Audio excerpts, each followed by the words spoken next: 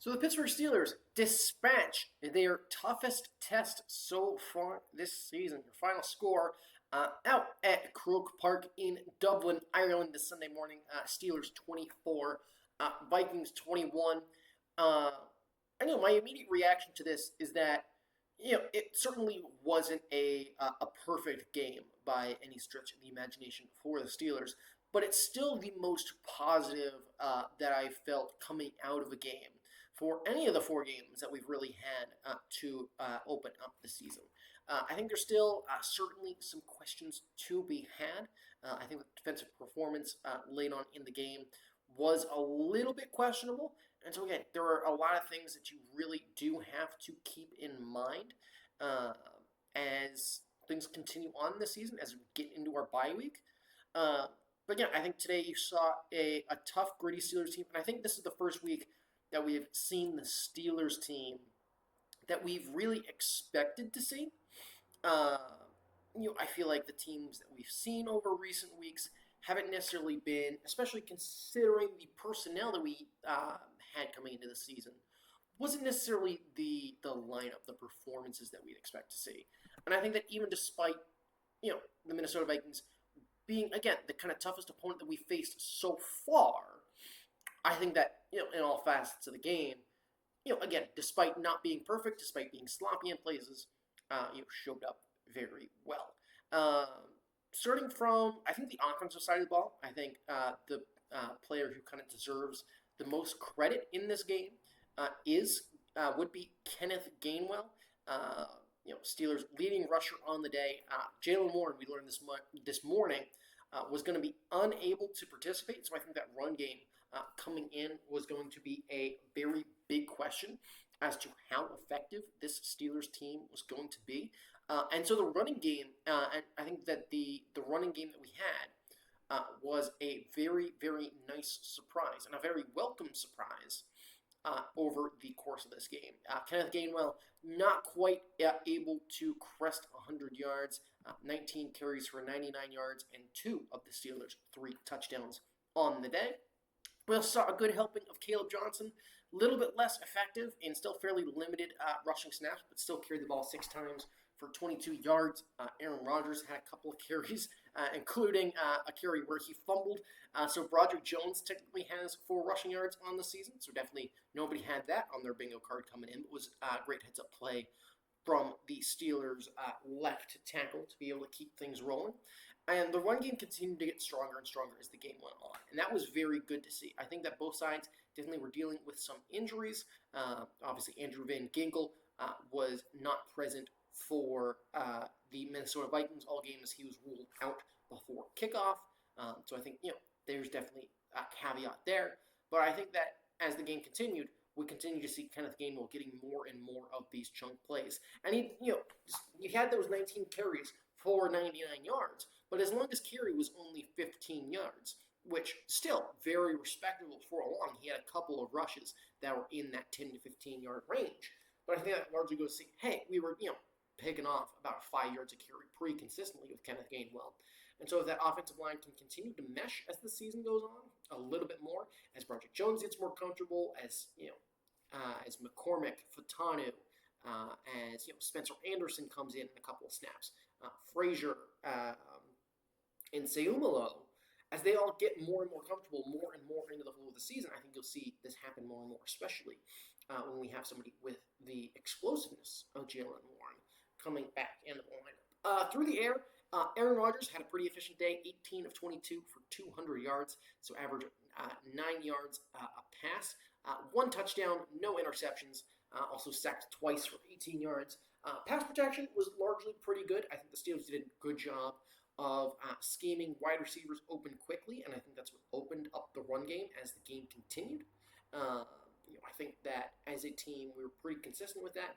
Had a couple of longer sustained drives. There definitely were a couple of moments. First drive of both halves did go 3 and out, which is not really what you want to see. But I still think that I think that Aaron Rodgers to DK Metcalf was a much nicer connection today. DK Metcalf, we saw him get an 80-yard touchdown reception early in the second quarter, put the Steelers up by a score of 14-3 at the time. Was definitely a very good catch there. And DK while we saw him a lot more in the first half than we did in the second, I think we leaned on the run game a lot more as the Vikings, maybe started to drop off the line a little bit, maybe started bringing a little bit less pressure because we were able to hit DK Metcalf so quickly. He still ended the day 5 catches, 126 yards on 5 targets. So a very solid day there. Kenneth Gainwell was then our second receiver, 6 catches for 35 yards. It was largely a bit more of a check down option. It was very good to see Darnell Washington involved in the pass game a lot. He was targeted 3 times, had 3 grabs for 20 yards. Obviously, with Darnell Washington's large frame, you generally expect to see him more in run blocking situations. But again, especially with somebody of that size, he's somebody that you can hit him on the flat, you can hit him on a quick out route, just hit him short, have him kind of barrel forward. It's going to take 2 or 3 defenders to take him down. And so good to see Darnell Washington involved a bit more in the Steelers' game plan. Calvin Austin, where we've seen him be more of that wide receiver 2 option. Only 2 catches for 13 yards, so not really as much of an involvement. Also picked up a little bit of an injury late in the game. We'll have to see how exactly that injury pans out for the rest of his season. Of course, hopefully he's okay. Another person that deserves a shout out is Ben Skoranek. Didn't have any yards of offense today, but still had a major impact on how this game progressed. Was a very good in the run block. We'd bring him in motion across the formation a lot. He'd do a nice job at picking off an edge rusher, opening up a hole, mostly for Kenneth Gainwell. Also did a nice job. Picked up, had a nice coverage on a punt return.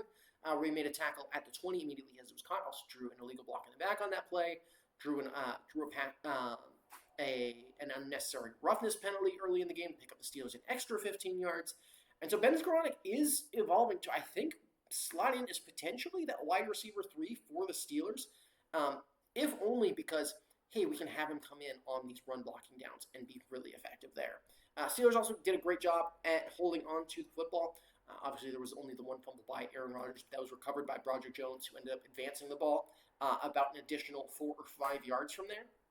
So as a whole there, it was largely very good. I think towards the end of the game, there's definitely some questions to be had about decision making.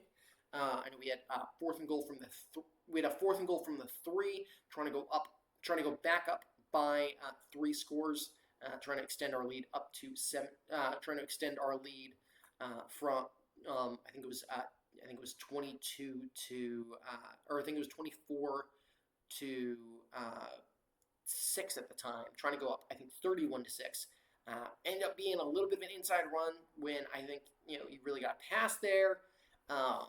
With time winding down in the game, Steelers had a 4th and about half a yard from the Minnesota 40.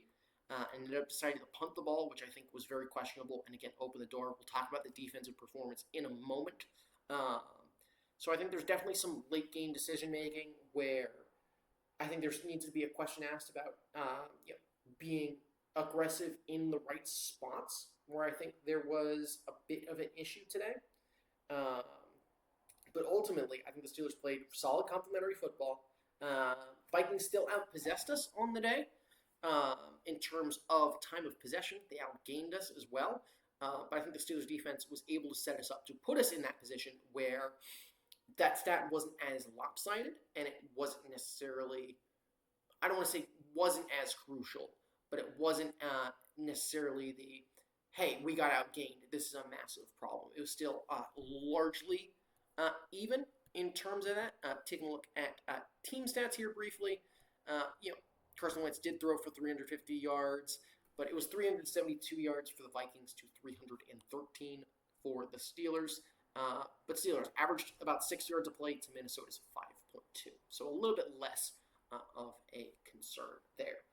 Moving to the defense, I think that you can really split this game into 2 facets for the defensive performance. I think that the first 3 quarters, Steelers defense was locked down, exactly what we'd expect to see. Still gave up a decent chunk of yards, but forced a bunch of turnovers in this game. Ended up getting 2 interceptions in this one. TJ Watt getting on the board with an amazing play that we've seen so many times as Steelers fans, jumping up to block a pass at the line of scrimmage and coming down with the ball in his hands. Additionally, a whole bunch of other potential turnovers attempted to be forced. It was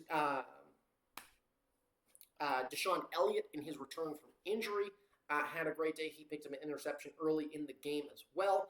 Almost had an interception by James Pierre to ice the game. Sadly, he just bobbled the ball, and so wasn't able to come away with that football. And so Minnesota still had their final shot alive, only down 3, with a chance to go and tie the game. But ultimately, Steelers defense was able to stand firm. Also got home. Also, the Steelers front 7 getting home 6 times on Carson Wentz today was definitely a good result to see. And this was very much this was as much as the Steelers defense was still in a bend but don't break mindset for this game. This is a game where I think it worked a lot better, and I think that kind of starts with how well we stopped the run. Minnesota coming in was a pretty effective team running the football. Throughout this game, they did suffer some attrition on their O-line. I believe at the start of the second half, they may have been on their backup center, right guard, and right tackle, or somebody in that group was playing out of position. But still, Jordan Mason was held to 16 carries for 57 yards. And as a team, Minnesota only carried the ball 20 times for 70 yards. So that's the first time this season that this Steelers team has held in opposition to under 100 yards rushing as a team. So that's certainly a very good sign there. I think there's a bit more of a concern potentially in some of the pass game. I think as the game progressed, we saw a couple of players go down with injuries. Jalen Ramsey was dealing with a hamstring injury at one point. And there were a couple of other players in there where we got really shorthanded on different sides of the ball. And so there were definitely moments where coverages started to break down. Justin Jefferson had a really big day, 10 catches for 126 yards on 11 targets. And a lot of those were just kind of a couple of quick passes where Carson Wentz was able to hit him quickly on a hitch, just finding that little gap in the zone. Defenders not quite close enough, and Jordan Addison was able to have a very productive day, despite not finding the end zone. Jordan Addison was largely quiet throughout most of the game, but ended the day with 4 catches for 114 yards after a late 81-yard strike on a blown coverage in the fourth quarter to close the Minnesota gap to 3 points. Eventually, Peyton Wilson, I think when we're talking about the defense, deserves a lot of credit for having as big of a chase down tackle because Jordan Addison only got down to the 3-yard line on that 81-yard reception. And Peyton Wilson showed a ton of effort when, the kind of 2 safeties blew the coverage, but, the Steelers' middle linebacker hauled ass back and was able to get the stop. And that burned off, because we held the Minnesota Vikings to then having to go for it on 4th down. They ran for it on 1st down. They had to run down, get the ball set, because they had 1 timeout at this point. That was about 20 seconds, maybe 25. Ran a run play, didn't go anywhere. And then they threw it. So, that chase down tackle from Peyton Wilson saved the Steelers about 50 seconds in terms of playing it defensively.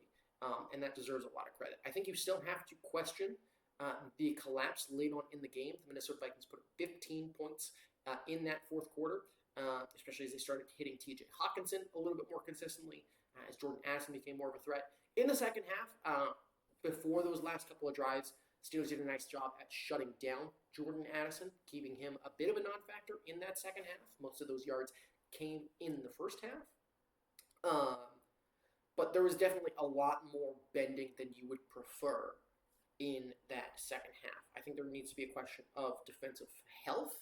I think that despite the pass rush being good, despite putting a bunch of pressure on Carson Wentz, if we coming up against teams that consistently are able to find receivers, find tight ends, find running backs very quickly in the pass game, that can very easily neuter a lot of our pass rush, which is, I think, something that we saw a little bit in the first 3 weeks. I think with the Jets, it was more that kind of option run game that we had to respect that caused that a little bit more and started to open up opportunities for the Jets as that game continued. Of course, we were able to come away with the win there as well. And I think a benefit for the Steelers, we have this early bye week, so the Steelers will not play next week. and then we return against the Cleveland Browns after the bye. So we do have an opportunity to get healthy. Obviously missing Alex Highsmith, Joey Porter Jr. I believe did not play. Obviously Jalen Ramsey getting injured as well. But it'll be good to see the Steelers defense get more and more healthy and hopefully get more and more done in this one. A couple of players to kind of shout out on the defensive side of the ball. Peyton Wilson led the team in tackles with 13, including 2 for loss. Patrick Queen also had a very nice day. 3 tackles for loss for him.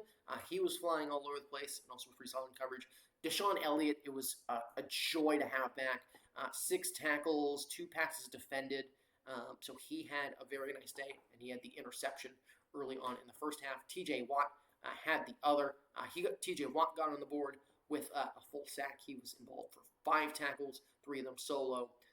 So again, good to see more and more Steelers players start to hit the board. And I think that if the pass rush can be as consistent as it was both today and last week, where we're starting to see, maybe not 5 to 6 sacks a game, especially depending on the O-lines that we might be going up against, I think the more pressure that we put on opposing quarterbacks, that hopefully can start to mask some of the defenses in some of the softer coverage and some of the attrition that we've been seeing on the back end in the secondary, where, hey, we can force these mistakes because we have corners like Ramsey, like Clark, like Deshaun Elliott, like Slay, who will be able to make plays on those balls. I think we certainly can't let the foot off the gas like we did today. I feel like we did at the end. I think, again, there has to be some decision making about play calling late. I think that there is some concern over how much of prevent defense we played towards the end of that game. I think there were a couple of moments as well where we got helped out by penalties. I think that more affected the offensive side of the ball. And field position was more of the situations where that seemed to occur. But ultimately, Steelers played a fairly clean game, largely unpenalized, and I think those penalties, the penalties that creeped in were all really late in the game, a couple of offsides in there. But really, before that last drive, I think the Steelers only had 3 penalties for 20 yards at the end of the game, with 5 penalties for 35, and that was a big swing as well. Vikings picked up 8 penalties for 82 yards, and so again, something else to consider there. But again, I think there's a lot of positives you can take. I think the Steelers' run game looked better, and that also helped with kind of that quick passing game, being very, very efficient against a very good Minnesota defense that has shown the ability to make plays, that has shown the ability to get the job done. And as well, the defense starting to get back to that Steelers defense that we know, seeing a bit more complimentary football. Speaking of the special teams briefly, it was kind of hit or miss. Boswell was 1 for 2. He had one of his field goals blocked, but otherwise it was pretty automatic. The coverage unit was pretty good. There was only one long Minnesota return on a kickoff, and that got brought back due to a holding call. So special teams was very solid on the day outside of that field goal block, and nothing really outstanding from either side's special teams, again, outside of that Isaiah Rodgers field goal block. But the story of the game, I think, if you're walking away from this, is yes, it was close. Steelers, I think, dominated the large portion of this game, just kind of opened the door for the Vikings towards the end, but were ultimately able to stand firm. Of course, Steelers go into a bye next week at 3-1. So as of right now, Steelers do stand atop the AFC North as the only team to have played 4 games so far this season. And I think we'll really get into the bulk of this season as bulk of the schedule as the season continues. I believe back-to-back AFC North matchups against the Browns and the Bengals upcoming after the Steelers get a chance to travel back to Pittsburgh, get a little bit healthy, get unjet lagged, hopefully enjoy some Guinness, and otherwise enjoy the week off. But at the end of the day, Steelers win the first NFL regular season game in Dublin by a final score of 24-21. Advance to 3-1. Pretty good game all around, even if still a lot to improve upon. And after that, we'll see you tomorrow night for Monday Night Football. Still don't know exactly what game I'm going to do yet, but you'll see that pop up right before those games kick off. And otherwise, if you've enjoyed this video, definitely make sure to like and subscribe. Try to put out Steelers content at least once a week, as well as do at least one NFL stream once a week. So if that's something that interests you, definitely be sure to come back. And until next time, I will see you later. Have a good one.